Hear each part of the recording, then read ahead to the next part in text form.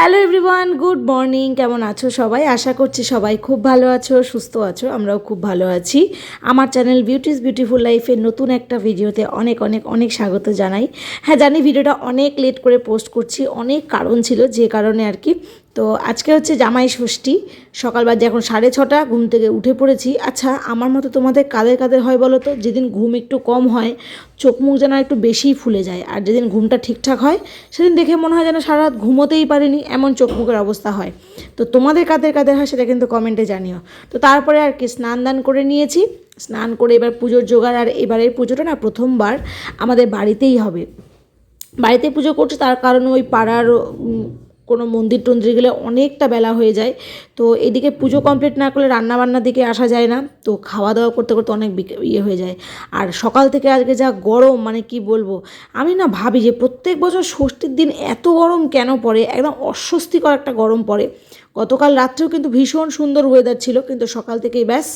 তো স্নান টান করে তো প্রথমে একটা নাইটি পরেছিলাম, পরে পুজোর টুকটাক জোগাড় টোগাড় করার পরে মানে মেনলি এবার আমি সেরকম কিছু জোগাড় করতে পারিনি, কিছু কারণ ছিল। তো যাই হোক, তারপর একটা শাড়ি পরেছি। মা প্রথমে একটা নতুন শাড়ি দিয়েছিল পরতে। আমি বললাম কোনোভাবেই নতুন শাড়ির মধ্যে পরা যাবে না, তুমি একটা পুরনো শাড়ি দাও, আমি সেটাই পরছি। তো আমি যে শাড়িটা পরেছি ওটা মা গত বছর আমাদের বাড়ির শিব পুজোর দিন পরেছিল, একবারই পরেছে, তো সেই জন্য ওই শাড়িটাই পরলাম। এদিকে কাকু চলে এসেছে পুজো করতে। এর আগে আমাদের বাড়ির শিব পুজোর ভিডিওতে তোমাকে বলেইছিলাম যে এই কাকুই আমাদের বাড়ির সব রকমের পুজো করে। আমার বাড়ির ধনতেরাসের পুজো কিন্তু এই কাকুই করেছিল। তারপরে কাকু পুজো করে পাঁচালি পাঠ করে দিয়ে চলে গিয়েছে, আমরা দিয়ে নিয়েছি অঞ্জলি। আর তারপরে এই যে এখানে একটু করে সিঁদুর হলুদ মেখে নিয়েছি। আর এই কাকিমা হচ্ছে আমাদের পাড়ারই, আমাদের 2-3টে বাড়ির পরে কাকিমার বাড়ি। তো কাকিমার ছেলে অসুস্থ। প্রথমে ভেবেছিল যে অন্য একটা বাড়িতে যাবে, কিন্তু সেখানে পুজো হতে দেরি হবে বলে আমাদের বাড়িতেই পুজোটা করে নিল। এখানে আমরা একটা ছবিও তুলে নিলাম। মাসিদের ষষ্ঠী নেই, তো সেই কারণে মাসি ষষ্ঠী করে না। মাসি পুজোর জোগাড় করতে হেল্প করেছিল। আর এবছর আমার হয়ে আমার ডালাটা, আর হচ্ছে কি বলে, ডালাটা তো আমাকে দিতে হয়, আর আমটা ঠাকুরমশাই ঘষে দিয়েছিল। তো তারপরে এখানে বসেছি ব্রেকফাস্ট করতে। আর আজকে ব্রেকফাস্টে ছিল লুচি আর ঘুগনি। লুচি ঘুগনি তো আমাদের বাড়িতে মাস্ট ব্রেকফাস্ট আর কি। একটু ভালো কিছু হলেই বা অনেকদিন পর ওর বাড়িতে গেলে সকালের ব্রেকফাস্ট আমরা এটাই করি। আর দেখো ওরা না সিঁদুরটা ধুয়ে ফেলেছে, কিন্তু আমি না ধুইনি। আমি বলছি কি যে আমার না বেশ ভালো লাগছে, যতক্ষণ না মানে ইচিং হচ্ছে ততক্ষণ রাখি, আর তারপর যখন থাকতে পারবো না তখন ধুয়ে নেব। তো তারপরে দুপুরবেলা মানে তারপরে আমার মানে কি বলবো, শরীরের কন্ডিশন এতটা খারাপ হয়ে গেছিলো গরমে, মানে মাথা যন্ত্রণা, মানে মাথা ঘোরাচ্ছিল, প্রেশার বেড়ে গেছিলো নাকি জানি না, প্রচণ্ড কষ্ট হচ্ছিল। তো মাথায় টাথায় জল টল দিয়ে টেবিল ফ্যান চালিয়ে আমি চুপচাপ ঘুমিয়েছিলাম। ঘুম থেকে উঠে দেখি রান্নাবান্না কমপ্লিট, মোটামুটি 1:30 বাজতে বাজতে রান্না হয়ে গেছে। মাকে অনেক কিছু করতে একদম বারণ করে দিয়েছিলাম, যেহেতু এত গরম। হাজব্যান্ড প্রথমেই বলে দিয়েছিল অনেক কিছু যেন না করে, একদম সিম্পল খাবার দাবার যেন থাকে। সিম্পল বললে সিম্পল হয়? জামাই ষষ্ঠীর দিন জামাইকে একটু মাটন না খাওয়ালে হয়?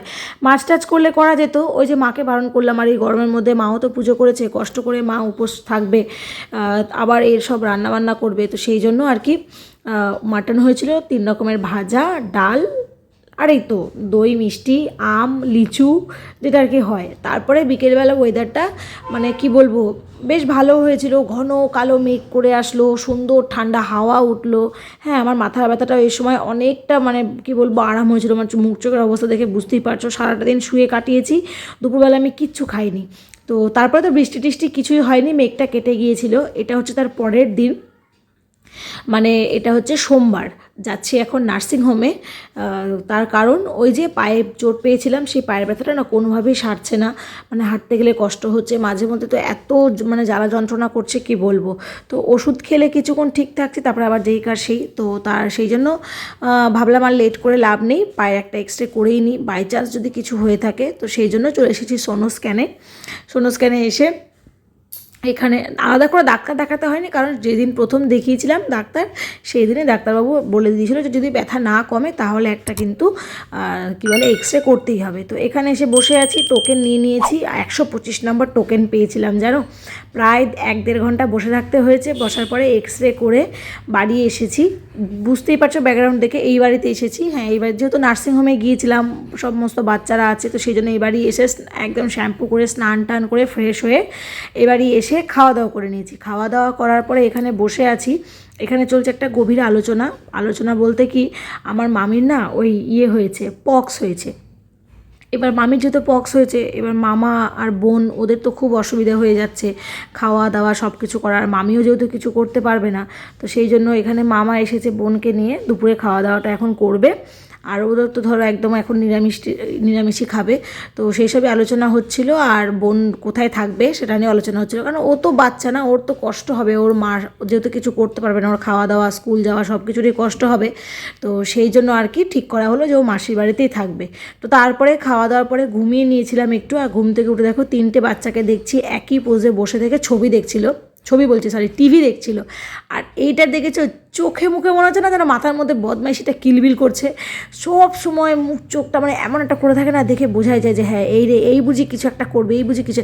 সব থেকে শান্ত হলো মাঝখানেরটা, মানে আমার বোন। আর ও একটু মানে কী বলবো, একটু দুর্বলও আছে, কারণ ওর মার পক্স হওয়ার আগে ওর হয়েছিল, তো ওরটাই আর কি ওর মায়ের হয়েছে। তো যাই হোক, তো তারপরে তো রাত্রেবেলা বাড়ি চলে এসেছিলাম। আসলে আকাশের কন্ডিশন খুব খারাপ হয়ে গেছিলো, বাড়ি আসার পরে ঝমঝম করে বৃষ্টিও চলে এসেছিলো। তো বাড়ি এসেছিলাম, আর মা তো রাত্রে খাবার দাবার সব বেঁধেই দিয়েছিল, রুটি আমার জন্য, হাজব্যান্ডের জন্য ভাত, হাজব্যান্ড আর মেয়ের জন্য। আর আমি এখানে বাড়ি এসে 3টে ডিমের পোচ করে নিচ্ছিলাম। তরকারি একটু কম ছিল, তো আমি ওই তরকারি দিয়ে ডিমের পোচ দিয়ে, আর মাসি আবার একটু আলু পটল পেঁয়াজ দিয়ে মিশিয়ে ভেজে দিয়েছিল, এই সব কিছু দিয়ে মিলিয়ে মিশিয়ে খাওয়া দাওয়া হয়ে যাবে। আর এখন তো গরম, আর বাজারে খুব সুন্দর আম উঠে গেছে, মালদার মানুষ আম না খেলে হয় বলো? তো আমাদের এখন তুমি সকাল বিকেল দুপুর রাত সবসময় আম খেতে দেখবে। তো খাওয়া দাওয়ার পরে বাজে এখন রাত্রি 11:30, আমি বসেছি এখানে বাটিতে করে আম নিয়ে, একটু আম খাবো, তারপরে ফ্রেশ হব, তারপরে যাব ঘুমোতে। এই হচ্ছে ব্যাপার। আর এখানে আমি আম খাচ্ছি, মেয়েকে বলছি একটু খাবি নাকি, আয়। ওইবার ও তো খালি গায়ে আছে, ক্যামেরার সামনে আসতে পারছে না। তো ওই বাচ্চাগুলো না বেশ ভালো একটা ট্রিক্স আর কি ওরা পেয়েছে, দাঁড়াও তোমাদেরকে দেখাচ্ছি। আগে আমার আম খাওয়াটা তোমাদেরকে একটু দেখিয়ে দিই। তোমরা কে কে আম খেতে ভালোবাসো অবশ্যই কিন্তু জানিও, আর তোমরা কে কোথা থেকে আমার ভিডিওগুলো দেখো সেটা কিন্তু আমাকে অবশ্যই কমেন্টে জানাতে ভুলো না। তো এখানে ওই যে ওরা একটা ভালো ট্রিক্স পেয়েছে, বালিশ দিয়ে নিজেদেরকে কভার করে খালি গায়ে ক্যামেরার সামনে আসার। তো চলো ভিডিওটা এই পর্যন্ত রাখছি, সবাই খুব ভালো থেকো, সুস্থ থেকো। ভিডিওটা ভালো লাগলে লাইক করে দিও, চ্যানেল নতুন হলে প্লিজ আমার চ্যানেলটাকে সাবস্ক্রাইব করে দিও। দেখা হবে খুব তাড়াতাড়ি নতুন একটা ভিডিওর সাথে। আজকের মতো টাটা।